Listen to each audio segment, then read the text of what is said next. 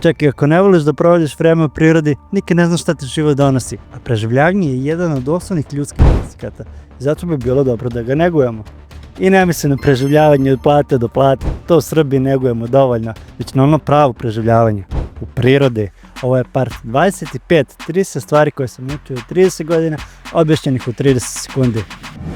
Nauči kako da se snalaziš u prirodi i osnove preživljavanja. Na primjer, znaj kako zavezati čvor, evo 4 brza tutoriala. Vreme stop. Prvi je već počeo, uzmeš 2 dela, prebaciš jedan preko drugog pa ispod, to isto uradiš sa druge strane. Drugi se valjda zove osmica, ali predstaviš oko ruke pa ispod i onda kroz taj krug koji si napravio sam povučeš. Treći je da spojiš 2 dela i da napraviš krug, provučeš ispod pa s desne strane pa skroz ispod, pa ispod sebe i preko ovog drugog i to je to.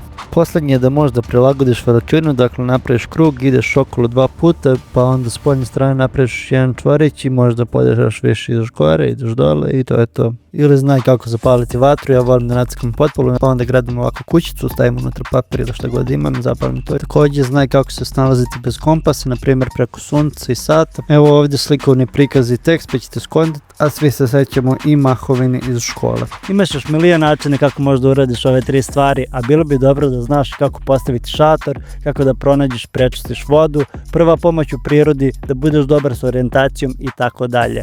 Većinu ovih stvari imaš na YouTube-u, ali probaj sam jer sve je praksa. A vrlo je praktično da me zapratiš i ispratiš preostalih 5 delova ovog serijala.